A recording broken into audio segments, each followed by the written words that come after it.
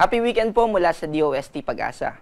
Ito po ang ating weather update ngayong Sabado, June 14, 2025. Kasalukuyan po na wala tayong minomonitor na low pressure area o anumang bagyo sa loob ng Philippine Area of Responsibility at inaasahan natin ito sa susunod na 2 hanggang 3 araw. Ang nakakaapekto sa ating bansa ay yung ITZZ o yung Intertropical Convergence Zone.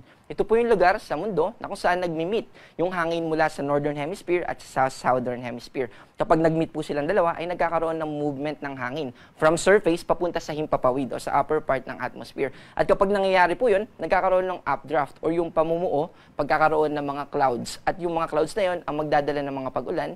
Kaya kapag sinabi po na yung ITZZ ay nakakaapekto sa isang lugar, ibig po sabihin ay magiging maulap yung kalangitan natin at malaki yung posibilidad ng mga pag-ulan. At ITZZ po yung nakakaapekto sa ngayon sa buong Mindanao at ganoon din sa Eastern Visayas. Yung isa pa po na weather system na nakakaapekto sa atin ay yung easterlies. Ito naman yung hangin na galing sa Pacific Ocean. Itong easterlies ay isa sa mga dahilan kaya humina yung hangin habagat natin ngayon at ito yung magdadala ng maaliwalas na kalangitan, pero posible yung mga kaulapan lalo na sa eastern part ng ating bansa at posible pa rin yung mga localized thunderstorm lalo na sa hapon at sa gabi. Para naman sa forecast natin bukas, mananatili na partly cloudy to cloudy skies o maaliwalas yung ating panahon sa buong Luzon. Pero posible pa rin yung mga localized thunderstorm kaya magdala pa rin tayo ng payong. Ang agwat ng temperatura sa Metro Manila ay 25 to 33, sa Baguio ay 17 to 23, sa Tugigaraw ay 25 to 34, sa Tagaytay ay 23 to 31, sa Lawag ay 26 to 32, at sa Legazpi ay 25 to 32. Dito naman sa Palawan, sa Visayas at sa Mindanao, una, sa eastern part ng Visayas, magiging maulap. Ganon din sa eastern part ng Mindanao dahil sa ITZZ. Pero yung western part ng Visayas at Mindanao, kasama yung Palawan, ay magiging maaliwalas.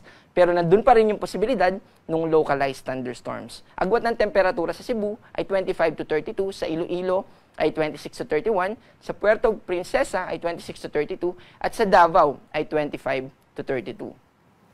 Kasalukuyan na wala tayong nakataas na gale warning, pero maaari pa rin na makaranas yung ating mga kababayan ng moderate to rough na mga alon, lalo na sa northwest ng ating bansa. Kaya inaabisuhan pa rin natin, posible na maka-encounter sila ng mga thunderstorm o mga pag-alon. Pero sa ibang parte ng ating bansa ay posible na pumalaot at mangisda yung ating mga kababayan.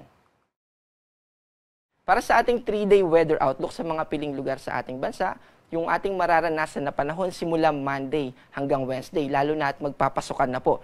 Good news dahil magiging maaliwalas po yung ating panahon, mas makonte yung mga pag-ulan kaysa nung nakaraang linggo at mas maalinsangan. Dito po sa Metro Manila, sa Baguio City at sa Legazpi ay patuloy na magiging partly cloudy to cloudy skies yung ating mararanasan.